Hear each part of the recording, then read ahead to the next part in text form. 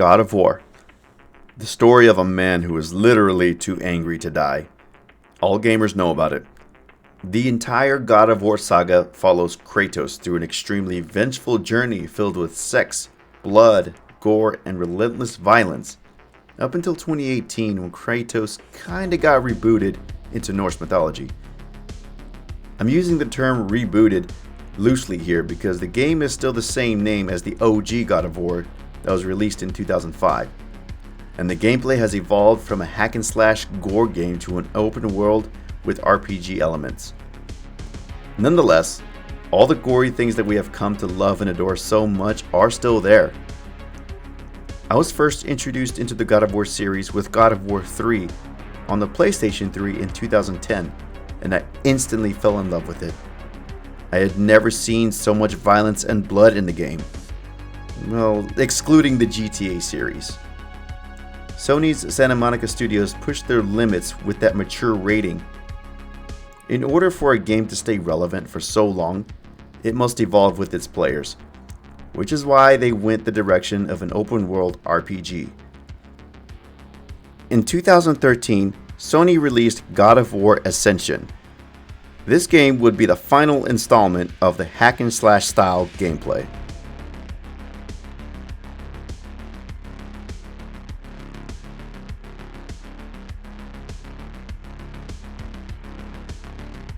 I'm the 90s Metal Gamer, and welcome to the 90s Metal Gamer channel. God of War Ascension got a lot of backlash from the gaming community, and I can understand why. The story was really hard to follow, and I couldn't keep up after being dropped in completely different and random locations after every flashback. It was essentially too much for me. After 17 years of God of War, it is still going strong. When God of War 2018 released, it attracted a new fan base, and it changed the perspective of some older fans, to include me. I'm not gonna lie, I thought it was absolutely amazing. The story, the graphics, the music, absolutely loved it. Alright, I'm starting to get off topic again, as I do with every review video. This video is about God of War Ascension that was released in 2013, on the PlayStation 3. As most of you already know, I play my games on the easiest difficulty, and if I can, I would apply cheat codes. And this game is no different. I played God of War Ascension on the easiest difficulty, and to save up some space on my hard drive, and to ease my mind a little bit about the gameplay, my main focus was just the main story and less about 100% completion. I don't roll like that. So with that in mind, guys, let's play God of War Ascension on the PS3. Let's get into it. I want to see your tiny head.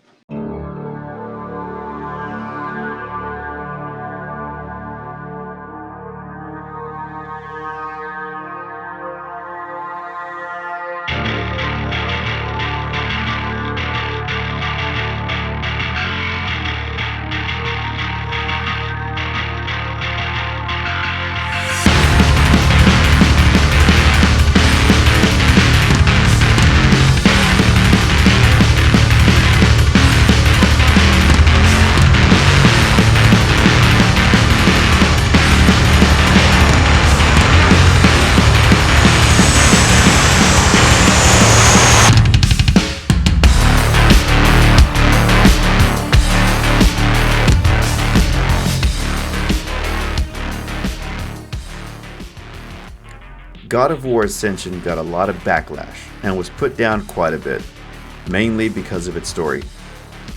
It portrayed a somewhat softer side of Kratos from what we were used to seeing. Let's not forget about how the story was ridiculously hard to follow. At least it was for me. I don't consider myself to be a huge stan of the God of War series, but I love it just as much as the next casual gamer, and I am definitely looking forward to Ragnarok.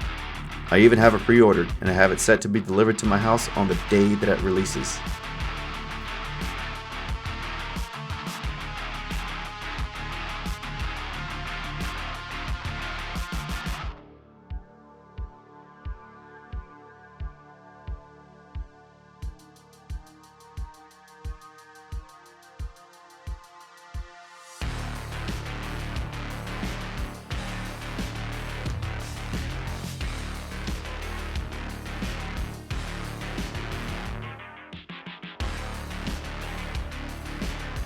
Ascension is the 7th installment of the series if you include the mobile release of God of War Betrayal in 2007. I can't provide any feedback on it because I have never played it. But that is irrelevant anyway, since this video is about Ascension. With the exception of the hard to follow story, the game really wasn't all that bad. Let's talk about it.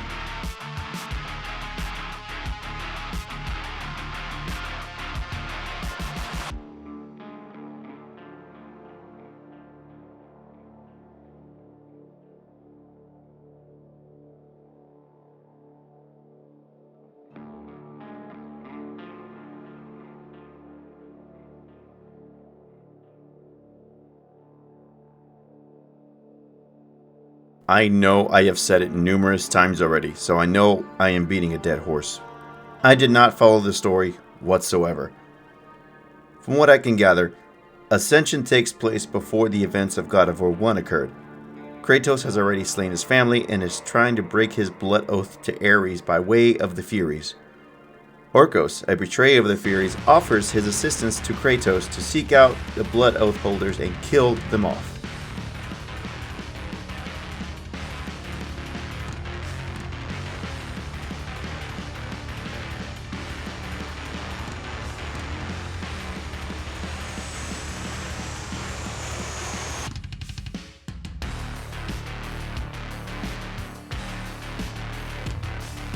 Killing off the Blood Oath holders breaks Kratos' bond to Ares and sets him free. That's essentially the Cliff Notes version of the story.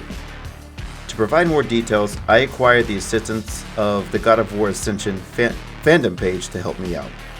I will link the page in the description below.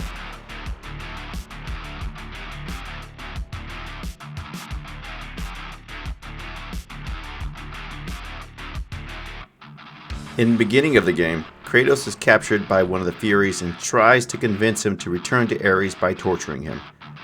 Seems a little excessive, but okay. We all know what kind of person Kratos is by now. That fails and he breaks free from his captivity and he begins his journey. Kratos has a spell cast on him which causes him to see illusions which torture him to no end.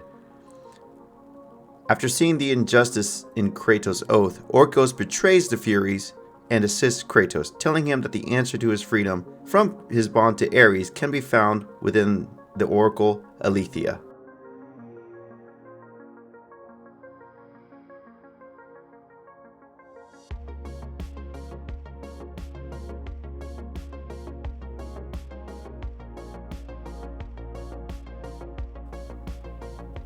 The Oracle tells him that in order to be free from Ares, he would need to kill off the Furies.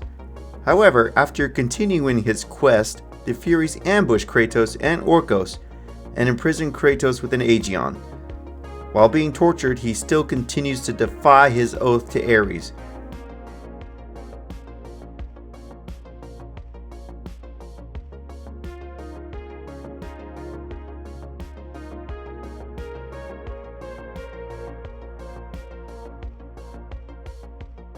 The Oracle tells him that in order to be free from Ares, he would need to kill off the Furies. However, after continuing his quest, the Furies ambush Kratos and Orcos and imprison Kratos within Aegeon. While being tortured, he still continues to defy his oath to Ares. Megara still holds a grudge against Kratos for severing her arm in a struggle they had prior to his capture, attacks him and unintentionally breaks the chains in binding him. Kratos then attacks Megara, who is enraged with his defiance, uses her parasitic brood to return Aegeon to life, having sections of the prison attack Kratos. However, Kratos luckily manages to evade Aegeon's attacks and slay Megara.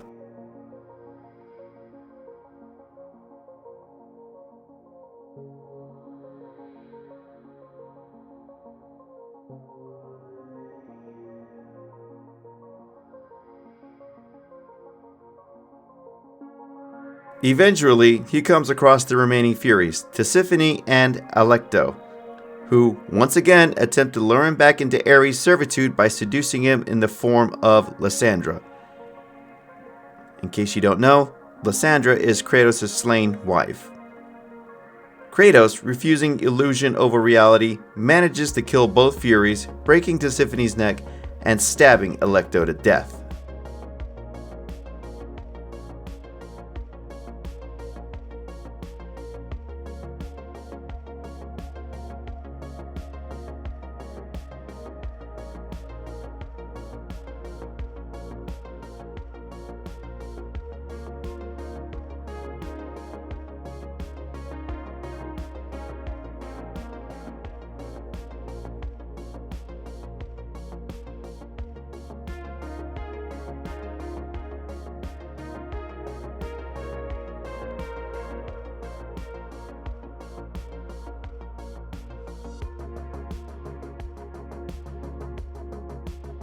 Kratos, in his victory, returns to his home in Sparta, meeting with Orcos, who reveals that he was once again made the Spartans' oath keeper by the Furies before their death. The only way for Kratos and Orcos to be free from their respective bonds to Ares, Kratos must kill Orcos. Kratos hesitates at first, but eventually does it, revealing that there is some humanity left in Kratos.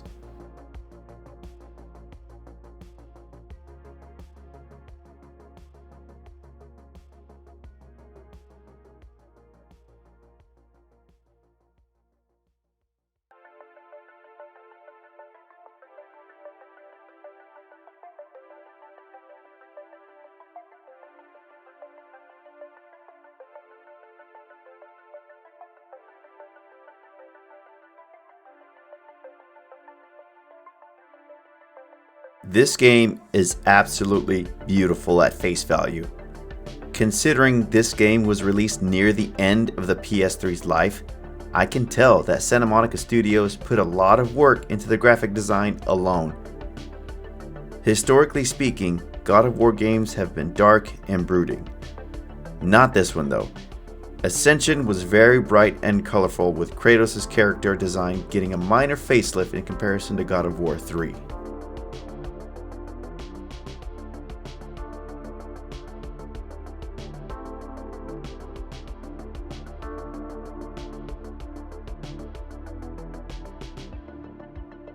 In my opinion, Ascension's graphics are very much like AAA games released this year, and doesn't slow down the PS3 one bit. This game still holds up graphically in year 2022 when it was released in 2013.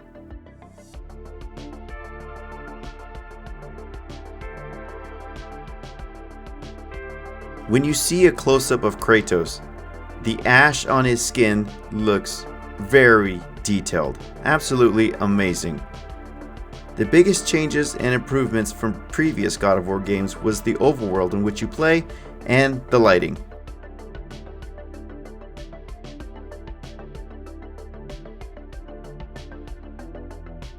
To sum it all up in a few words, gorgeous with a lot of improvements.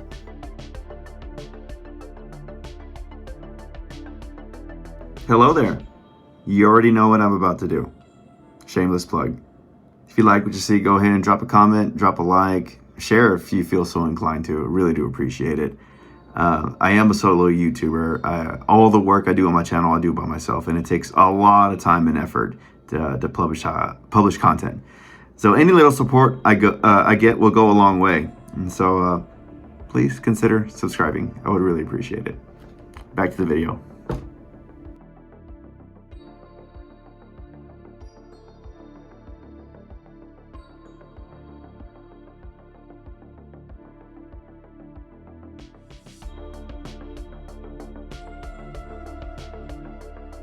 The game plays exactly like all previous God of War games.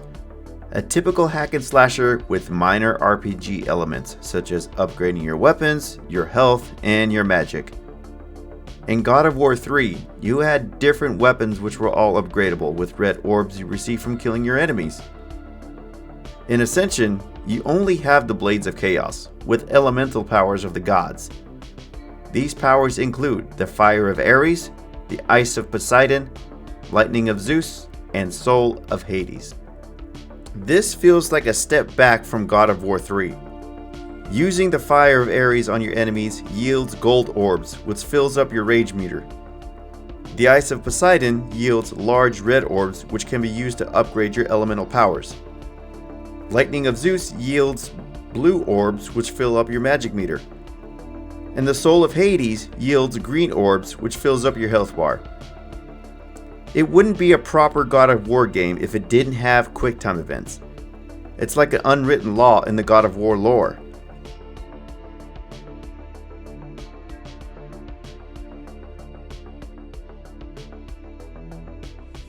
To increase your health bar and magic meter, you will need to find the Phoenix Feathers or Gorgon's Eyes. These are either hidden really well or in plain sight. Most of them were in plain sight to give the player a handicap, I would assume.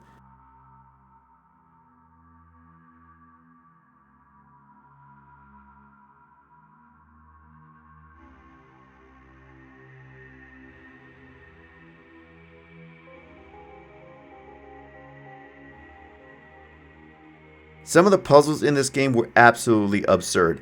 I really had to think outside the box if I wanted to get past certain areas in the game. It got so ridiculous that I called upon the assistance of YouTube to give me the answers to a few puzzles. And I'm not ashamed to admit that either. I said I'm a gamer. I never said I was any good at it, so cut me some slack.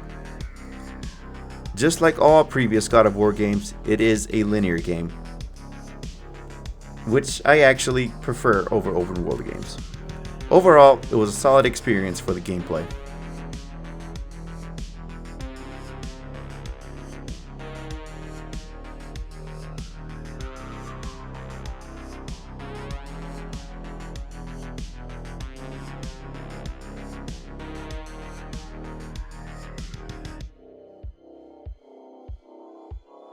We all know the iconic God of War orchestra theme.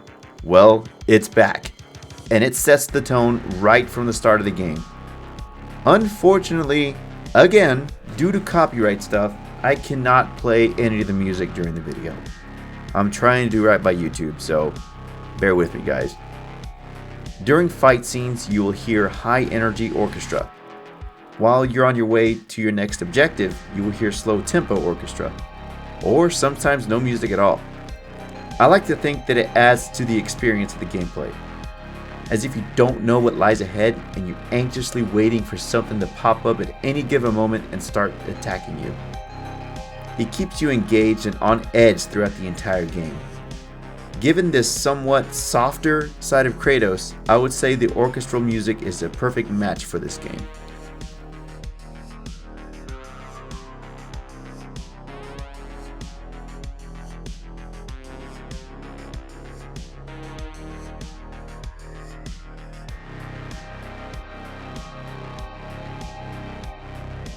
I love God of War just as much as the next avid gamer. And I have to say, all things considered, this game was beautifully made. The music, the presentation, the gameplay, all of it tied together really well. The biggest gripe that I have about this game was the story. I could not follow it to save my life. It was way too complex for me to understand. Then again, I have the attention span of a potato, so I'm more inclined to believe that was the reason why I couldn't keep up with the story. Considering all that, I will give this game a water score of 4 out of 5 water bottles. That's all the time we have for today, guys. I really do appreciate you watching my video all the way to the end. Please consider subscribing. I am a solo YouTuber. I do all my content by myself. Any little help that I get will go a long way, and I really appreciate it. Drop a comment for the algorithm, drop a like. Let me know. What game should I review next? I love y'all. Stay hydrated.